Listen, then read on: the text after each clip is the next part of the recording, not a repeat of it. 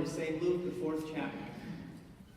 Then Jesus began to say to all in the synagogue in Nazareth, "Today this scripture has been fulfilled in your hearing." All spoke well of him and were amazed at the gracious words that came from his mouth. They said, "Is this not Joseph's son?" He said to them, "Doubtless you will quote to me this proverb, 'Doctor, cure yourself.' And you will say, 'Do here also in your hometown the things that we have heard you did at Capernaum.'" He said, "Truly I tell you, no prophet is accepted in the prophet's hometown. The truth is, there were many widows in Israel in the time of Elijah, when the heaven was shut up 3 years and 6 months, and there was a severe famine over all the land. Yet Elijah was sent to none of them except to a widow at Zarephath, in Sidon. There were also many lepers in Israel in the time of the prophet Elisha, and none of them was cleansed except Naaman, the Syrian." When they heard this, all in the synagogue were filled with rage. They got up, drove him out of the town, and led him to the brow of the hill on which their town was built, so that they might hurl him off the cliff. But he passed through the midst of them and went on his way. Gospel of the Lord. Praise to you, O Christ. You may be seated.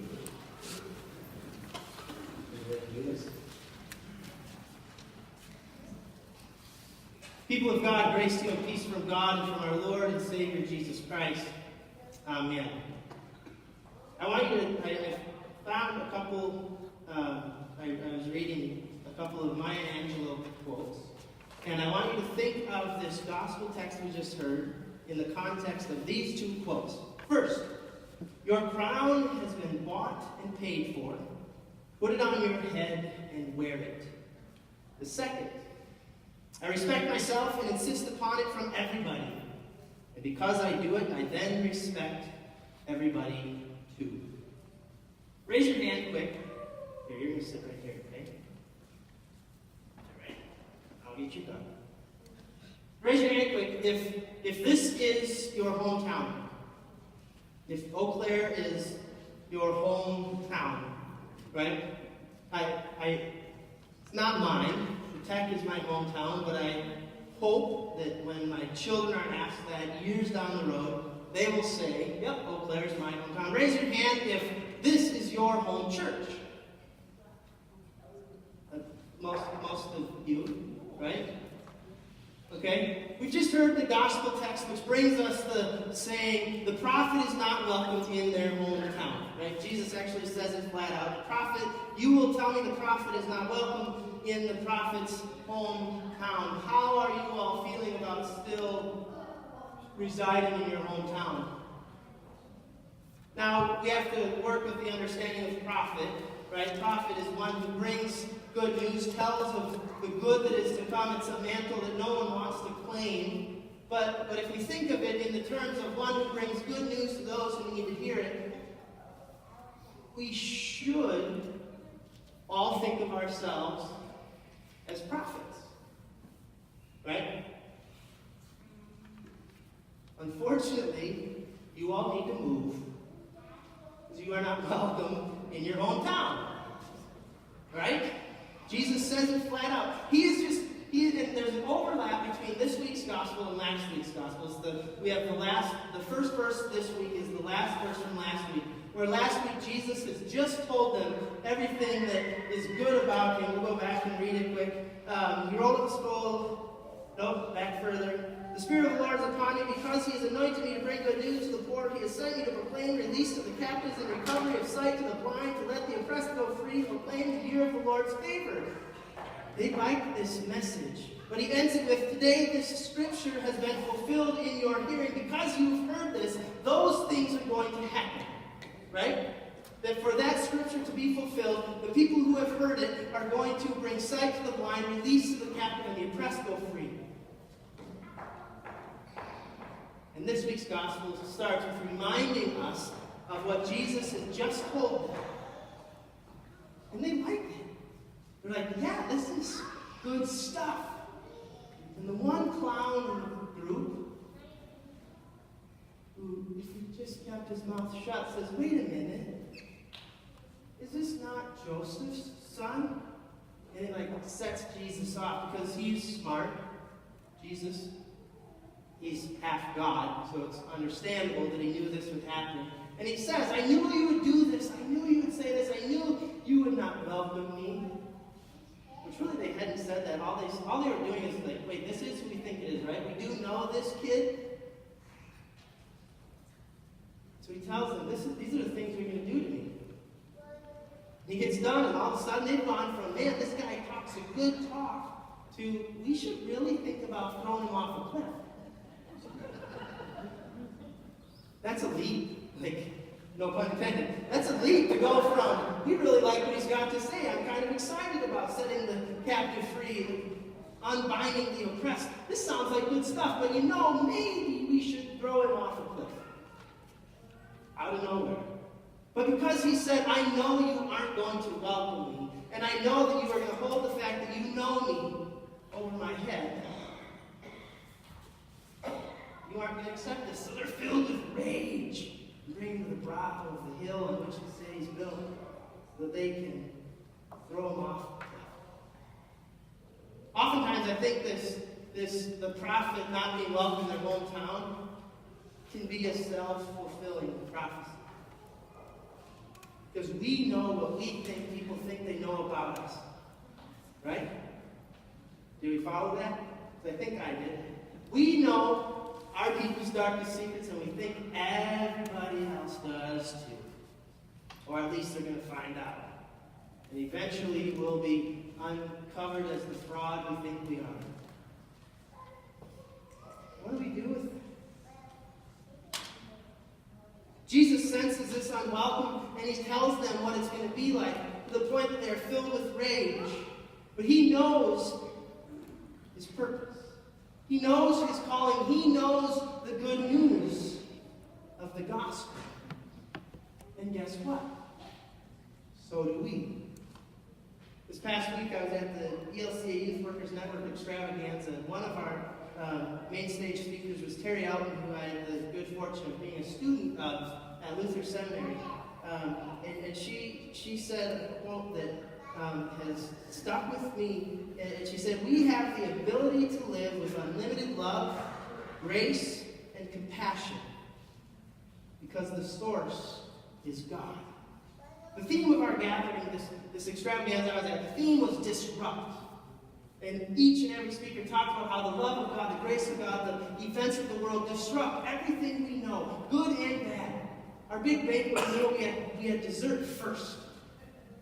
We disrupted the order of the meal we were used to and had dessert first. Talk about winning over fans. Give them dessert first. There's always room if you have it first. You tell them your pastor said so. But we constantly build on this theme of disrupt, how God's grace disrupts our understandings of us not being worthy. Right? And how Jesus rising from the dead disrupts the powers of death. We have the ability to live with unlimited love, grace, and compassion because the source is God. So does Jesus. And Jesus, in this moment, when the people in his hometown are ready to hurl him off the cliff because he's told them they wouldn't welcome him, he knows. He doesn't let what they might think or know or think they know stop him from bringing the good news to all people. He could have. Now, I don't want to cross into what would Jesus do territory, like, well, really all we're supposed to brush that dirt off our shoulder and get on with living. Like, it's a lot harder when you're not half God. And I get that. But he doesn't dwell in it. He doesn't dwell in the stories of him that they might know. He passes through the midst of them. Again, he doesn't let what they might think or know or think they know stop him from bringing the good news to all people. And why would we? Again, show of hands, how many for you this is hometown? Is Eau Claire home? More than half of us. And most of us raise our hands when we ask if this is our home church. Now, again, what would happen if we said none of you can share the good news here? Really?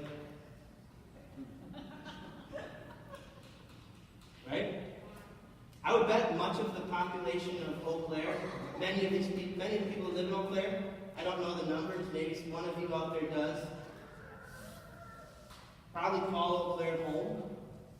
Imagine if they said, now, because this is home for you, you don't get to be a part of a pop-up fundraiser that came up with $40,000 for the homeless population. That happened because people in their hometown cared about it and brought the good news to people who might not have it. One who brings good news can reside in one's own hometown. But this idea that people know the worst of us, this idea that the self-fulfilling prophecy of a prophet not being welcome in their hometown, it kills the potential of the good news. Another main stage speaker at the event that I was at, his name is Jeff Chu. He worked many years as a reporter for Time magazine and decided, you know what, I should go to seminary. I don't know why. He doesn't either.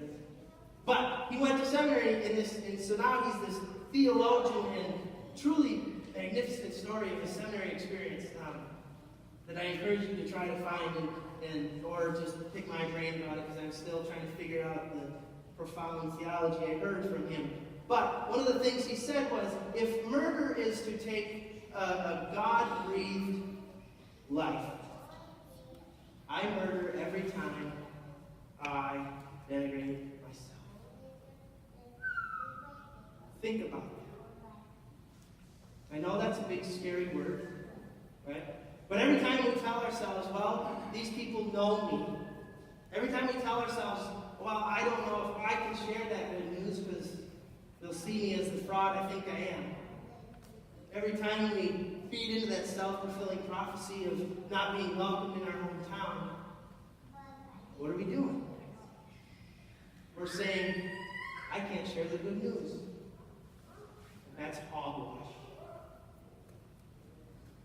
The good news of Jesus Christ, the gospel, is bigger than anything that would tell us we can't share.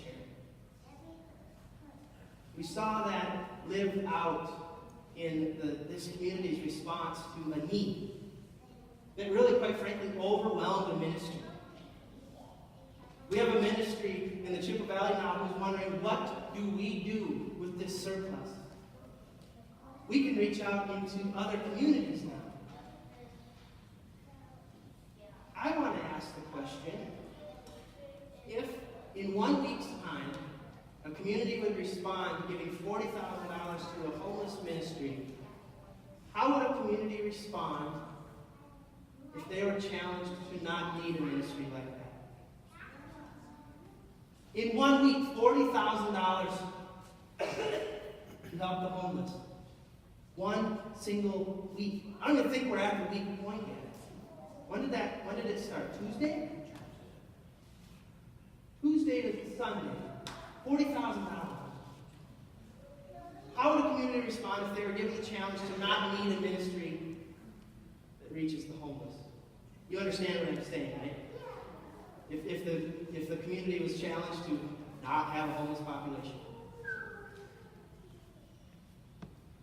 It's our hometown. Right? They're our neighbors.